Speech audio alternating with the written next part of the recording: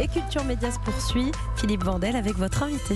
Marc Brincourt, bonjour. Bonjour Philippe. Vous êtes l'ancien rédacteur en chef photo de Paris Match. Vous êtes désormais commissaire des expositions de Paris Match. Avant qu'on parle de l'actualité, notamment de l'affiche, la future affiche du Festival de Cannes qui a été dévoilée, vous vouliez réagir à ce qu'a dit Bruno Donnet dans ses télescopages. Vous êtes très touché par ce journaliste colombien et l'action de Forbidden Stories. Ouais, j'ai trouvé ce papier formidable et vraiment je l'ai écouté attentivement et c'est très émouvant parce que je trouve ça mais dingue quoi. C'est le courage de ces mecs, de ces journalistes dans des pays comme la Colombie, le Mexique.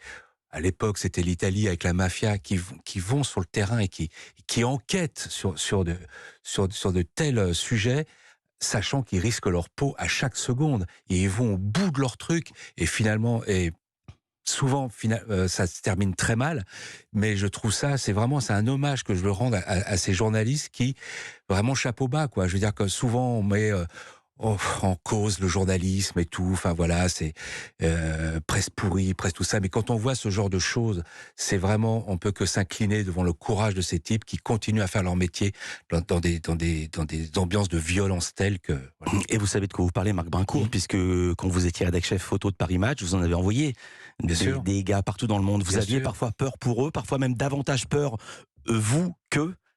On avait peur, et puis souvent quand on envoyait quelqu'un, quand le directeur, je me souviens à l'époque d'Olivier Royan, quand on se posait la question, est-ce qu'on envoie Alvaro Canovas par exemple sur le printemps arabe, et d'ailleurs ça se termine mal parce qu'il se prend une balle dans la jambe. Vous savez, quand on nous classifie, je veux pas faire de politique, mais quand on nous classifie comme une presse people, ça rend dingue, quoi. On a des journalistes qui sont morts sur le terrain. Pedrazini, mort à Budapest en 56, Jean Roy, Richard Janel qui disparaît sur le fleuve Zaïre avec Delveux. Je veux dire, là, je citais Canovas, Michel Perrard, enlevé par les talibans. C'est de la presse people, ça? Non. Là, on est encore là.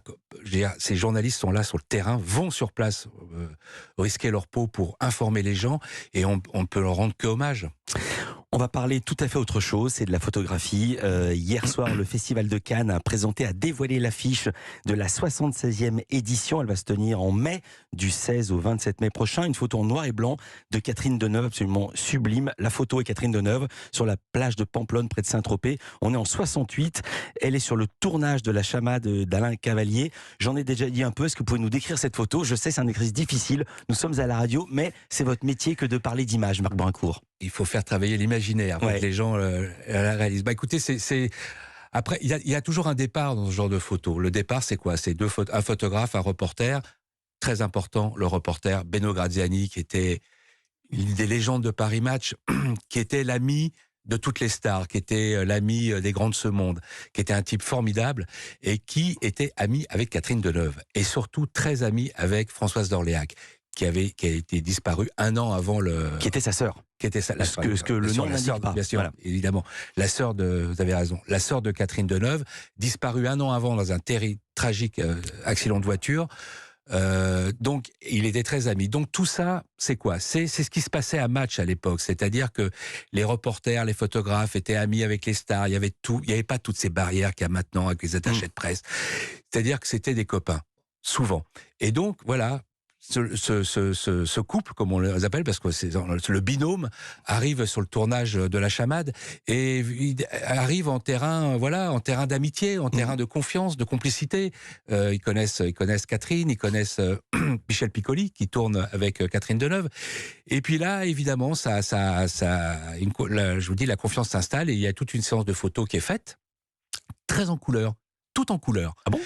Sous le soleil de Saint-Tropez, sur la plage de Pamplonne, c'est très colorisé tout ça, c'est très beau, c'est très chaud.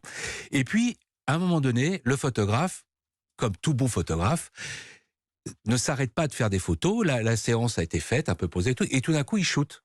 Il fait une photo comme ça, un peu à la volée. Et c'est Catherine Deneuve, et là, on est en noir et blanc, elle a un manteau noir sur elle, et elle est en train de se recoiffer. Et c'est ce moment magique et cette pépite, disons, que le Festival de Cannes, le comité d'organisation du Festival de Cannes va accrocher sur cette photo, qui est un peu en décalage par rapport à toute la série de photos. Il la trouve comment et à quel moment? Elle était parue dans Match, cette photo? C'est quoi l'histoire de la publication de cette photo? Alors, souvent, vous savez, évidemment, heureusement, maintenant, les fonds photos sont de plus en plus numérisés, donc sont consultables. Donc, le comité d'organisation a consulté nos archives numériques et est tombé sur cette photo. Cette photo n'avait pas été parue. Incroyable. Mais alors ça arrive souvent hein, dans notre métier, c'est-à-dire que quelquefois, c'est pas parce que le service photo de l'époque a loupé la photo. Non, ça veut dire qu'une photo, une actualité va en écraser une autre. Et donc à ce moment-là, ils ont repéré cette photo et là, l'imaginaire chez eux travaille parce que elle va être sur le fronton hein, sur le palais des festivals. Sur le palais des festivals. Et donc déjà, ils vont l'imaginer parce qu'ils la transforment un peu artistiquement la photo. Il y a un fond incroyable à Paris Match. J'aimerais bien savoir combien de pépites il y a. Je veux pas savoir combien il y a de photos il y a, mais combien il y a de pépites qu'on ne connaît pas encore dans le fond Paris Match? Des milliers? Alors il y a des milliers, mais vous savez, le grand plaisir, c'est que moi je vais souvent aux archives. Ouais. Et le grand plaisir, excusez-moi du terme un peu professionnel de la photo, c'est de découvrir ces pépites. C'est-à-dire de plonger dans les boîtes et de chercher dans les dossiers, et tout d'un coup vous trouvez une photo qui à l'époque était passé un peu comme ça, et puis tout d'un coup, vous dites, mais c'est une sacrée photo, quoi. Je vous interromps, Marc Brincourt, parce que je veux dire, vous êtes occupé de ce numéro spécial hors série qui sort aujourd'hui, Charles III, le sacre avec les photos de Paris Match, le fond match sur les Windsor, la reine d'Angleterre. On peut pas dire qu'il y ait 2 boîtes. Non, ça se compte en dizaines de milliers. Numéro spécial. Spécial, mais attention, sur ce numéro spécial, ce n'est pas que uniquement sur le prince Charles. On part de la reine Victoria depuis que la photo existe, qu'on a commencé à faire des photos des rois et des reines en Angleterre, et on retrace la grande histoire des couronnements. C'est pour ça que je disais les Windsor. Merci d'avoir été avec nous, Marc Brincourt, commissaire des expos de Paris Match. Et puis le nouveau numéro de Paris Match est en kiosque à partir d'aujourd'hui, avec en une Line Renaud qui se livre sur le débat sur la fin de vie, et puis des photos exclusives de Pierre Palmade retranché à l'hôpital. C'est du match. Culture Média continue sur Europe 1 après les infos de 10h. Notre invité Vladimir Cosma, compositeur de musique de films cultes, les films et les musiques. Rabbi Jacob, l'As des As, Diva, Le Grand Blanc qu'une chaussure noire, Le Dîner de con, c'est quoi? J'ai oublié de dire La Boum, mais La Boum aussi. Et puis dans les indispensables, Frédéric Le Ternier va nous emmener voir l'expo dont tout le monde parle, Basquiat ou Warhol à la Fondation Vuitton. Puis il sera question de BD aussi avant 11h. Et Jean-Luc Lemoyne nous rejoindra évidemment pour sa session de rattrapage. Ça sera dans une dizaine de minutes. À tout de suite sur Europe 1.